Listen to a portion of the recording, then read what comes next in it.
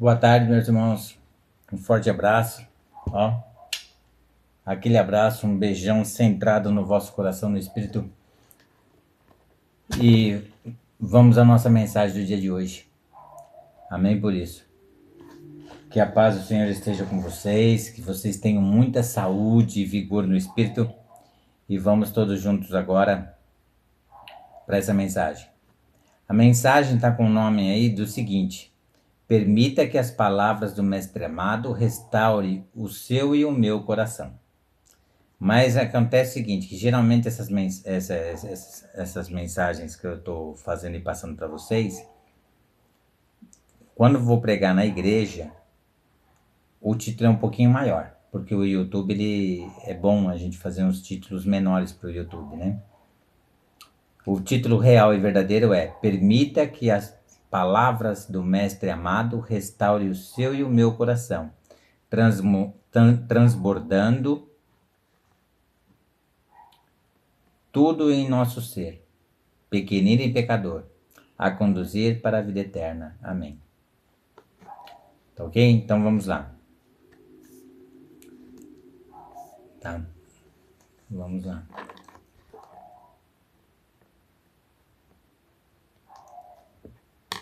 Vamos lá para o livro de Jeremias. Livro de Jeremias, capítulo 17.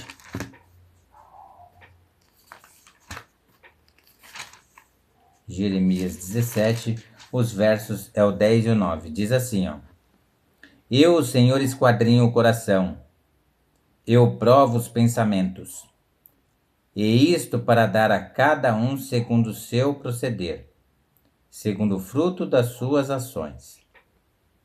Ó, cada pensamento.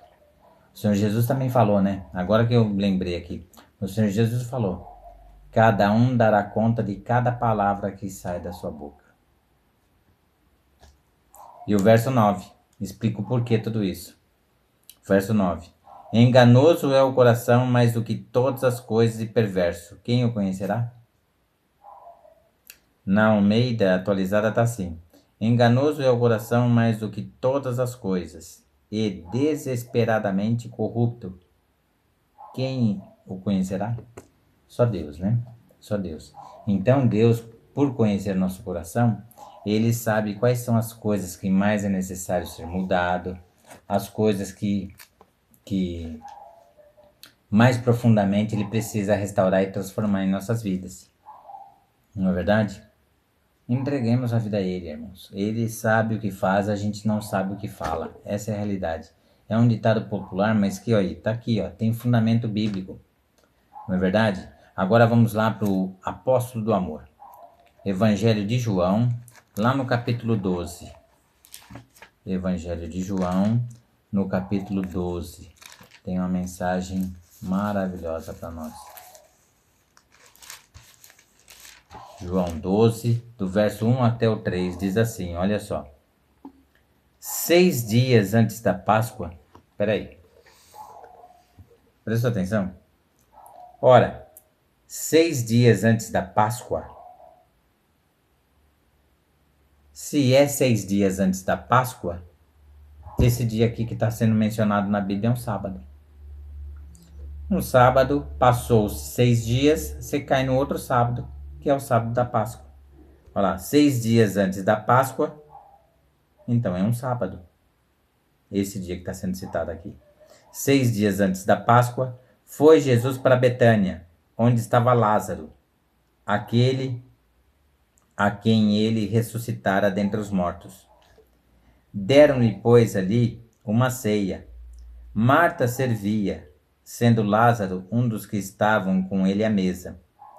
Então Maria, tomando uma libra de bálsamo de nardo puro, muito precioso, ungiu os pés de Jesus e os enxugou com os seus cabelos. E encheu-se toda a casa com o perfume do bálsamo. Caríssimo isso aqui. Maria, né? Essa Maria, irmãos, irmã de Lázaro, é a Maria Madalena, tá? É a Maria Madalena, que Jesus ali expulsou os 7 demônios dela. aquela que se prostituía. Aliás, bom, deixa mais pra frente. Mais pra frente eu vou falar o que eu ia falar agora. Não é o momento ainda. Tá certo? É uma forma de gratidão dela. E ela estava preparando Jesus para sepultura. Tenho comigo que ela nem sabia disso. Certo? Eram os últimos momentos já de Jesus ali com eles.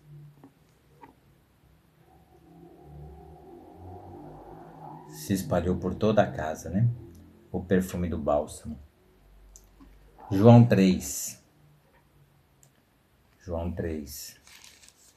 Olha só. Já já você vai entender o porquê de tudo isso. Lá em João 3, Cristo comenta uma coisa muito importante com Nicodemos. Olha só. João 3, verso 3. A isto respondeu Jesus: em verdade te digo que, se alguém não nascer de novo, não pode ver o reino de Deus. Nicodemos foi ali na calada da noite, né? Porque ele não queria ser visto. Poderia ter ido durante o dia, não é? Mas não. A liderança religiosa não queria que ninguém falasse que o Senhor Jesus era o Messias, tá? Então eles não davam crédito, eles não davam respaldo às pessoas que iam ter com Cristo. E Nicodemos, como Nicodemos era príncipe dos judeus, membro do Sinédrio, tá? E um homem muito rico, de uma certa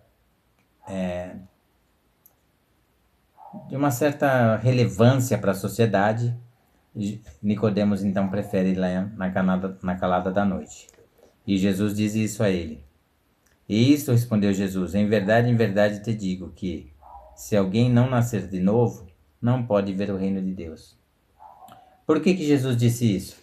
Porque João Batista veio 6 meses antes do nascimento de Cristo. Eles tinham 6 meses de diferença de idades. Certinho. 6 meses certinho. João Batista era 6 meses mais velho. Então João Batista começa intensamente seu ministério ali, revelando a Jesus Cristo que o que viria depois dele é antes dele, tem a primazia. Não é? E nas pregações de João Batista, revelando que aquele que logo viria, logo depois dele, era o Messias. E João Batista veio preparar o caminho de Jesus, né? Aplainar, que o caminho era um momento de muita turbulência em Israel, porque Roma dominava, não é? O Império Romano era o império dominante da época, e Israel ali pagava elevados impostos para Roma, para que não fosse ali invadido por Roma. Todos os reinos vizinhos, todas as nações vizinhas, todos pagavam impostos elevadíssimos para Roma. Então, o que acontece? Nicodemos não tinha sido ainda batizado por João Batista. Por isso que Jesus falou isso a ele. Não é? Nascer de novo. O que é nascer de novo? É nascer da água e do Espírito. Nascer da água e do Espírito é o quê? Da água, o batismo. Batismo significa submergir, afundar totalmente na água. E ele não tinha sido batizado por João Batista. Aí olha só o que ele diz no verso 6 e o 5. O que é nascido da carne é carne, e o que é nascido do Espírito é Espírito. Respondeu-lhe Jesus: em verdade te digo, quem não nascer da água e do Espírito não pode entrar no reino de Deus. Na realidade, Nicodemos fora batizado depois da morte do Senhor Jesus. Nicodemos se converteu e usou toda a grande riqueza que ele tinha em prol do Evangelho. Tá? Essa foi a mensagem que Jesus calou ali no coração dele e que o Espírito Santo trabalhou intensamente a fazer crescer essa mensagem. Quando? na morte do Senhor Jesus na cruz do Calvário e logo em seguida na descida do Pentecostes, na descida da chuva temporã, da chuva do Espírito Santo, no Pentecostes. João 6, vamos lá. João capítulo 6, o verso 63 e o 54. Vamos prestar muita atenção nessa mensagem, que é uma mensagem de muito poder para as nossas vidas. 63. O Espírito é o que vivifica. A carne, o Espírito é o que vivifica. A carne para nada aproveita. As palavras que eu vos tenho dito são Espírito e são vida. No plural. São Espírito e são vida. A palavra de Deus, por ser Espírito, tem condições de gerar vida. Ou de transformar, restaurar vidas, fazendo a pessoa nova criatura. Como se tivesse nascido de novo. Muda todo o nosso ser. E vamos completar a ideia com 54.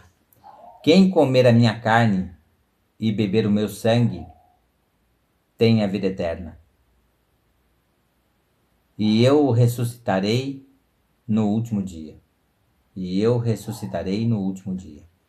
Vamos entender direito agora. Quem comer a minha carne, ou seja, quem comer o corpo de Jesus. E o que é o corpo de Jesus? É a palavra de Deus. Jesus Cristo, ele é a palavra feito homem. Ele é a palavra de Deus encarnada. Ele é a palavra de Deus que veio ao mundo. Ele é a palavra. Lembra que ele falou? Eu sou o caminho, a verdade e a vida. A verdade está onde? Na palavra de Deus. Ele é a palavra de Deus. Explicada e revelada pelo Espírito Santo. Vamos lá, irmãos. 1 Pedro, vamos lá. Olha só. Eu sou o caminho, a verdade e a vida. O caminho, a palavra de Deus. A verdade, o Filho de Deus a resgatar o universo caído, a aniquilar a segunda morte, a morte da condenação eterna, e a aniquilar o império da morte, para nos dar a vida dele, que é a vida eterna. E nós darmos as nossas vidas, que é a segunda morte. É as trevas. É a condenação. Em cima de Jesus. Vamos lá. 1 Pedro. 1 Pedro capítulo 1. Não. Eu acho que não é o 1, é o 2. 1 Pedro capítulo 2.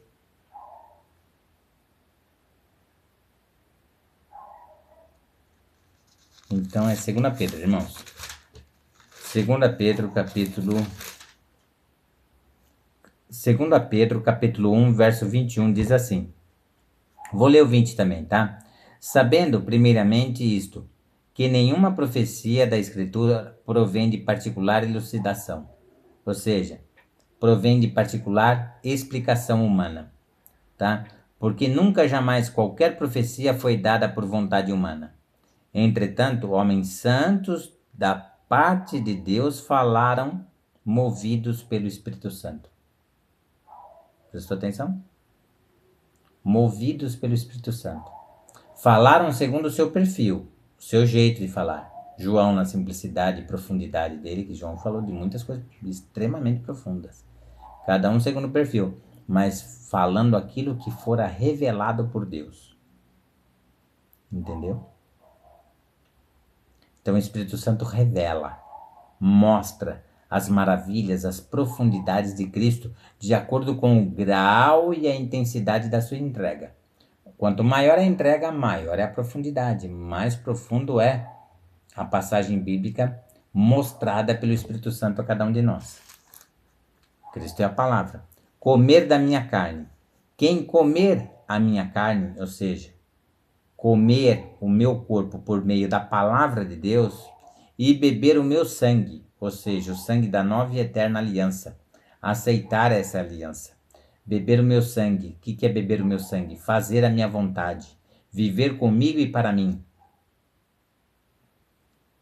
Esse eu ressuscitarei ele no último dia.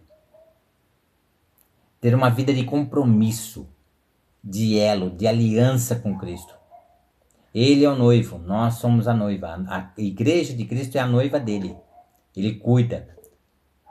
Lembra do que ele falou? Que as trevas não iam prevalecer contra a igreja dele?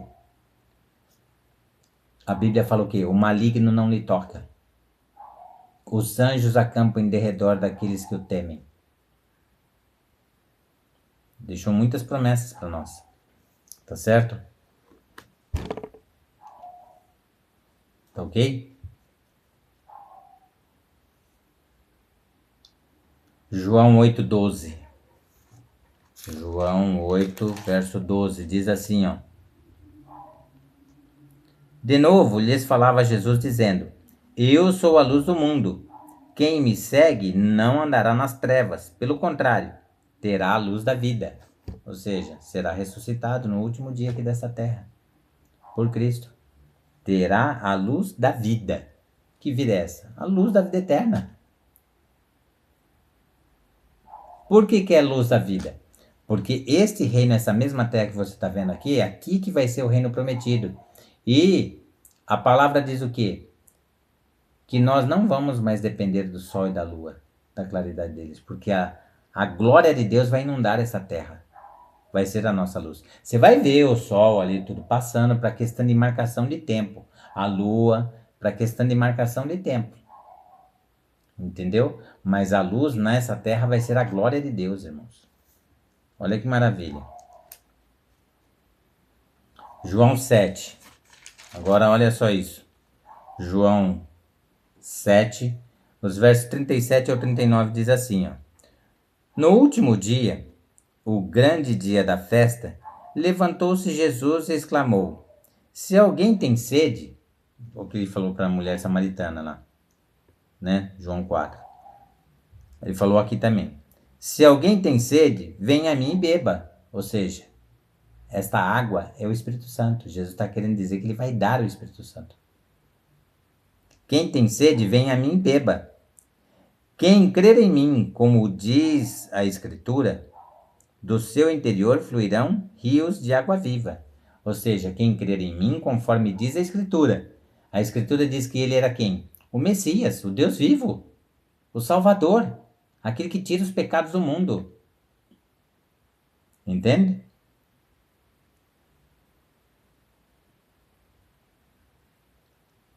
Porque a grande maioria do povo creu em Jesus como o grande profeta da Galileia. E o que acontece?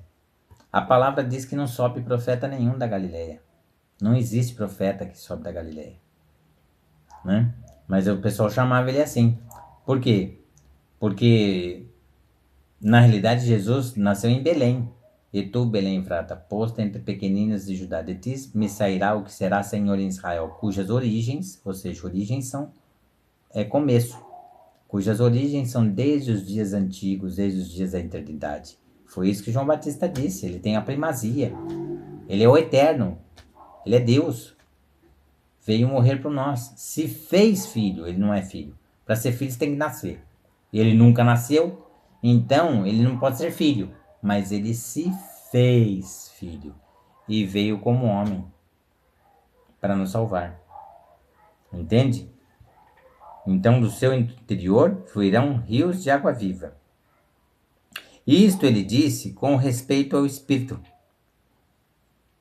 tá? Com respeito ao Espírito, que havia de receber os que nele crescem. Ou seja, o derramamento de Pentecostes, depois da ressurreição de Cristo. Cristo ressuscitou, ficou 40 dias aqui nesta terra, preparando todos aqueles que creram nele como Messias para o Pentecostes. E as primícias que ressuscitaram logo depois de Cristo, preparando toda Jerusalém, que creu nele como o grande profeta da Galileia, e aqueles que não creram nele como nada, a virem a crer. Por quê? Porque a função das primícias era mostrar que a liderança religiosa e a liderança política não eram confiáveis, pois tinham inventado a mentira que o corpo havia sumido. E não, Jesus havia ressuscitado. E este que foi morto na cruz é o Messias que veio salvar o mundo dos seus pecados, preparando eles a aceitar o Pentecostes. Entende? Olha só. Isto ele disse com respeito ao Espírito, que haviam de receber os que nele crescem. Pois o Espírito, até aquele momento, não fora dado, porque Jesus não havia sido ainda glorificado. Tá vendo só? Então o que acontece? As pessoas tinham o Espírito Santo para certo entendimento? Tinham, mas ele vindo numa porção mais poderosa, como na chuva temporânea ou Pentecostes, ainda não. Então Jesus passa 40 dias aqui e ascende aos céus. Ascendeu aos céus, começa a contagem de 40 dias de glorificação de Cristo como sendo Deus. E é os mesmos 40 dias que aqui na terra os apóstolos estão em jejum e oração, que diz lá a Bíblia, em Atos, esperando a promessa do Espírito Santo, né? A promessa de Jesus. Olha lá. Atos 1, verso 8. Mas recebereis poder ao descer sobre vós o Espírito Santo, e sereis minhas testemunhas, tanto em Jerusalém como em toda a Judéia e Samaria, aí até os confins da terra. Tá certo? Esperando a promessa. Então Jesus ressuscita 40 dias, ascende aos céus, mais 40 dias de glorificação, que é os mesmos 40 dias que os apóstolos esperaram aqui. Quando Jesus encerra sua glorificação, tira as vestes reais e põe as vestes sumos sacerdotais, e começa a exercer o ministério no santuário celestial, um ministério de expiação, mediante seu sangue puro e imaculado, quando ele começa a função sumo sacerdotal, no mesmo instante é a descida do Espírito Santo, em perfeito sincronismo. Jesus no santuário e o Espírito Santo aqui na terra, convencer do pecado, da justiça e do juízo. Em toda a história da humanidade, desde Adão e Eva, o Espírito Santo convenceu do pecado, da justiça e do juízo. Só que agora, com a descida do Pentecostes, seria com mais intensidade, com mais poder. Entende? Tudo bem?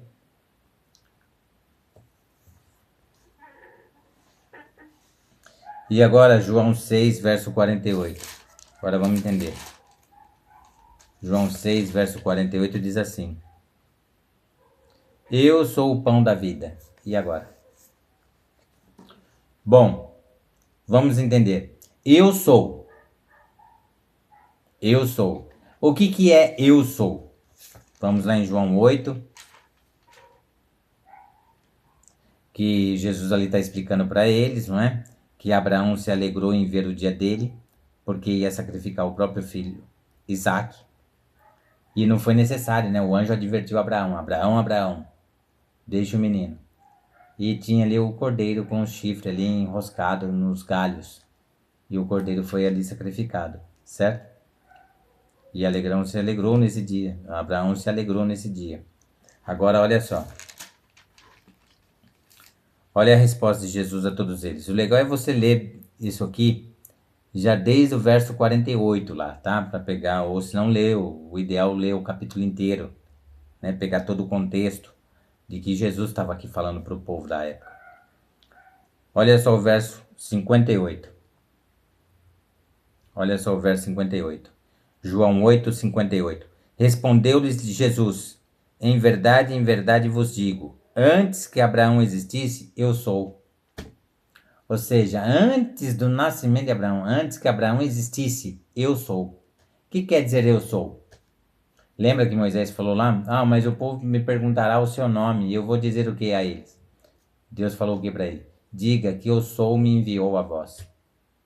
Eu sou. Esse eu sou é Deus. Eu sou. Ele é Deus, é o eterno. Tá? Então, eu sou o pão da vida. Bom, eu sou o Messias, o Deus vivo, o Deus Salvador. O pão da vida. O que significa isso? Jesus é o pão da vida, ele é o centro, ele é o verbo, ele é o princípio ativo da criação. Então, Jesus, ele é rei eterno em toda a criação. Ele é fonte de alimento físico, alimento para as nossas necessidades, não é? O maná, o pão dos anjos, né? Ele é alimento físico para as nossas necessidades, mas especialmente o nosso alimento espiritual. Ele é alimento para toda a criação. No nome dele, Adonai Yoshua HaMashiach, ele sustém toda a criação. No nome dele. Você imagina. Toda a autoridade me foi dada nos céus e na terra. No nome dele. Os céus e a terra ele sustém no nome dele, na autoridade dele. O nome dele tem autoridade. Você imagina. Agora imagine no ser dele. Tá certo? Então Jesus é o alimento espiritual e físico que sustém toda a criação. Ele é o verbo, ele é o princípio ativo. Né? E nele nos movemos. Está lá em Atos 17, 16 até o 31. Né? Atos 17. Vamos lá.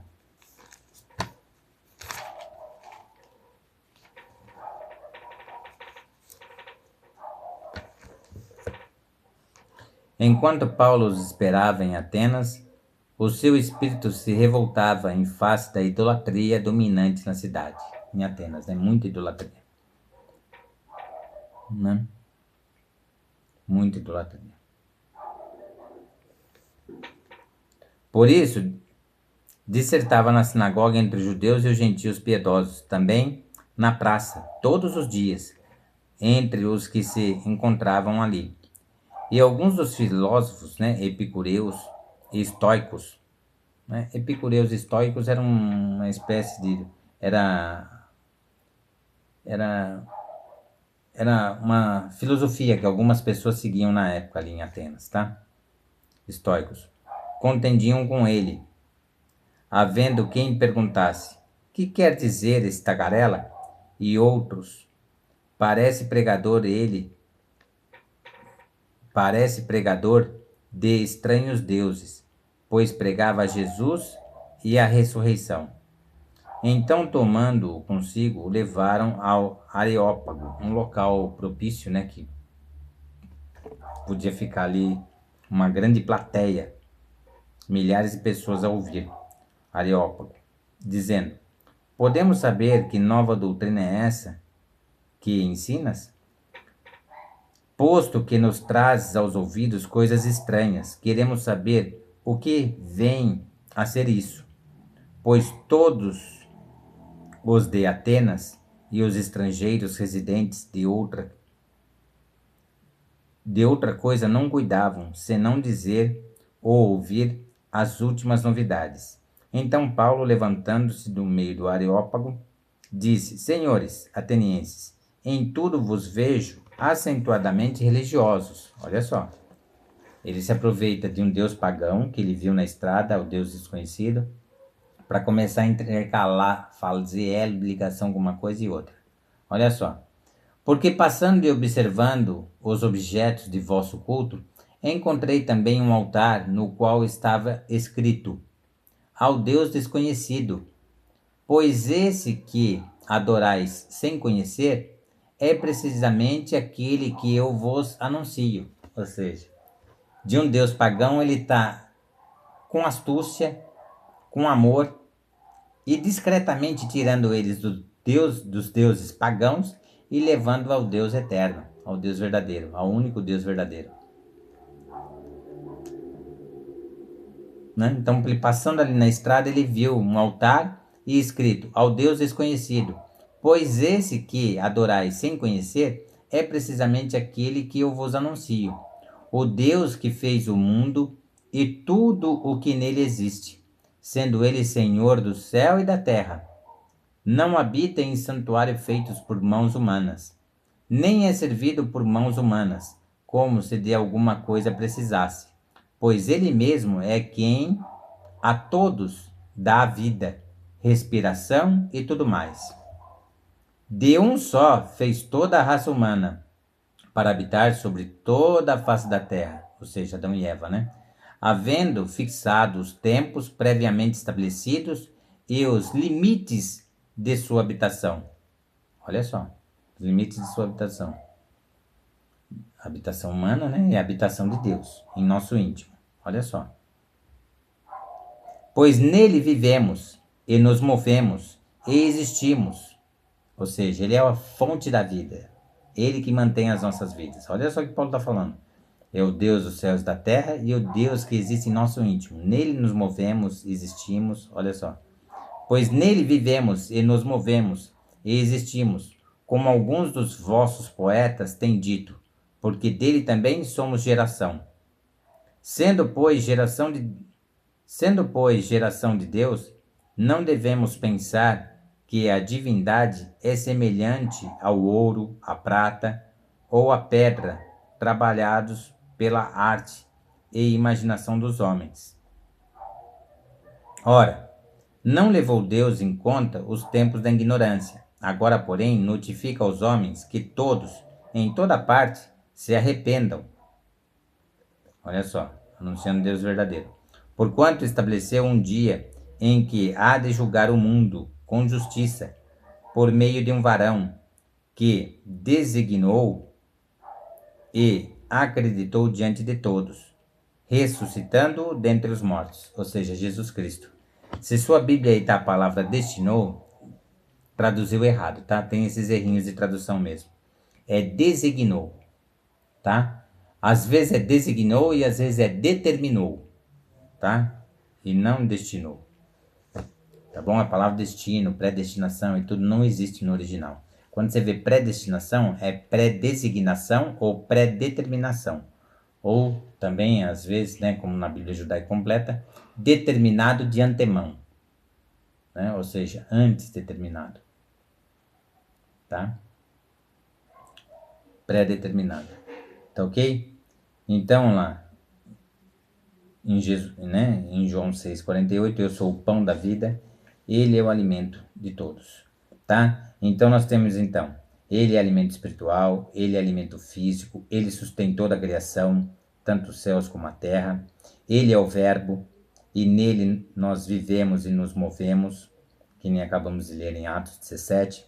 A Santa Ceia é símbolo de vida eterna, tá? Ceiar com o Senhor em espírito e em verdade, Santa Ceia. O batismo também. Quando afundamos totalmente na água, morremos com Cristo na cruz. Morremos, o velho homem morreu, o homem pecador, o homem que vivia na carne e no pecado. E quando você levanta dessa água, significa que você ressuscitou com Cristo. Por isso que Paulo fala, nova criatura é em Cristo Jesus. Tá ok? E ele é Miguel, né? Quem garantiu ali, naquela guerra com Lúcifer e os seus anjos caídos, né?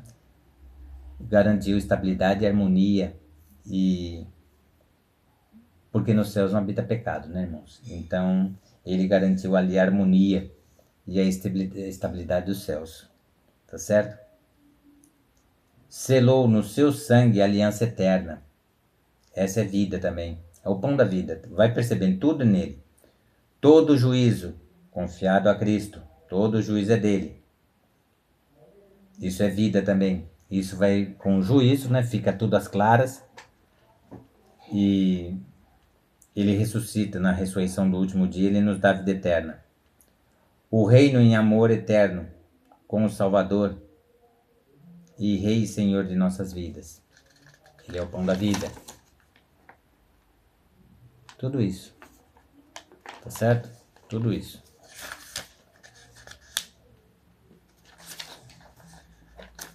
Tudo isso.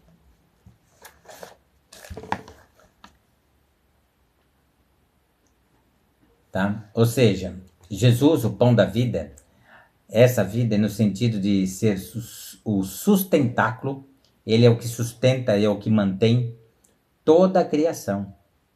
Está centrado em Adonai Yoshua HaMashiach. Toda a criação centrada nele. Ele é a videira e nós somos os ramos. Tá certo? Tudo bem? E para encerrar, Apocalipse 22, verso 13. Apocalipse 22, o verso 13 diz assim. A confirmação de tudo isso, tá? Olha só. Eu sou o Alfa e o Ômega, o princípio e o último. Olha só. Eu sou o Alfa e o Ômega, o primeiro e o último, o princípio e o fim. Quer dizer, fim é esta vida aqui na terra de pecado, né? Porque esse fim é esta terra de pecado, porque essa terra vai continuar em glória e majestade. Porque Deus habitará aqui nesta terra conosco. Esse será os novos céus e a nova terra. Tá certo? Eu sou o Alfa e o Ômega, o primeiro e o último. O primeiro que sempre existiu. E o último. Por quê? Porque ele é eterno. O princípio e o fim. O fim vai existir somente para esta terra em pecado, mas ela será restaurada e vai existir em glória. A glória de Deus vai inundar esta terra aqui que hoje vivemos. Tá certo? Que Deus te abençoe, te guarde, te proteja e que você decida entregar cada vez mais intensamente a vida ao Senhor Jesus até uma entrega total sem reservas. Que Deus te abençoe, te proteja e te guarde sempre. Amém.